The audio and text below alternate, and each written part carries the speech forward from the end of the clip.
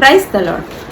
బైబిల్లో ఒక వాగ్దానం ఉంటుందండి. నేను మిమ్మల్ని గూర్చి ఉద్దేశించిన సంగతులను నేను ఎరుగుదును, రాబో కాలమందు మీకు నిరీక్షణ కలిగినట్లు అవి సమాధానకరమైన ఉద్దేశములే కానీ హానికరమైనవి కావు. ఇదే యెహోవా వాక్కు. దేవుడు ఏమంటున్నాడంటే, రాబో కాలమందు సమాధానకరమైన ఉద్దేశములు మీకు నిరీక్షణ కలిగినట్లు అవి సమాధానకరమైన ఉద్దేశములే కానీ ఏ మాత్రము హానికరమైనవి కావట. ఆయన మీ ఎడల కలిగిన ఉద్దేశములేంటో ఆయనకి బాగుగా తెలుసంట.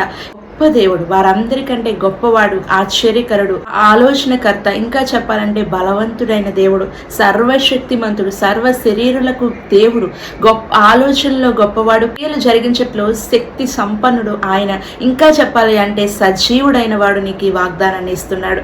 నిన్న నేడు రేపు ఏకరీతిగా ఉన్నవాడు, ఏ రోజు కూడా మారని వాడు నీకు ఈ వాగ్దానాన్ని ఇస్తున్నాడు. ఏమంటున్నాడంటే, నేను నీకు నీ ఎడల కలిగి ఉన్న ఉద్దేశాలన్నీ నాకు తెలుసు. క్రియలు 2026 సంవత్సరంలో ఏదైతే నీ జీవితంలో జరగబోతుందో అవి నిరీక్షణ కలిగినట్లు నీకు అవి సమాధానకరమైనవి కానీ ఏ మాత్రము హానికరమైనవి కావు అంటున్నాడు. ఇప్పుడు చూడండి, ఈ మాట ఒకవేళ మన జీవితంలో సీఎం అనుకోండి, పిఎం అనుకోండి, ప్రధానమంత్రి అనుకోండి, ఎవరైనా ప్రభుత్వ అధికారులు అనుకోండి, వారు ఏదైతే ఉద్దేశాలని అనుకుంటారో అది ఖచ్చితంగా జరిగిస్తారు కదా. ఏదైతే మనకి వాళ్ళ దృష్టిలో మేలు అనుకుంటారో అది వారి జీవితంలో ఖచ్చితంగా జరిగిస్తారు కదా. మనకు నచ్చింది చేయరు కదా, వాళ్ళకి నచ్చింది ప్రజలకు మేలుకరమైనది చేస్తే బాగుంటుందనే ఆలోచన కలిగి ఉంటారు కదా.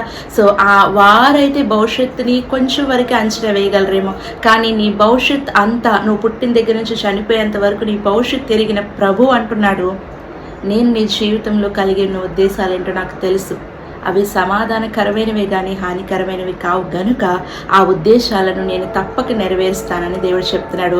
ఆ ఉద్దేశాలు మేలుకరమైనవి అంటున్నాడు. కాబట్టి నువ్వేమి చేయాలంటే, రాబో కాలంలో నాకు ఏం మంచి జరుగుతుంది అని నిరుత్సాహంతో కాకుండా, రాబో కాలంలో నా జీవితంలో మేలు జరుగుతుంది అనే నమ్మిక మాత్రం ఉంచు.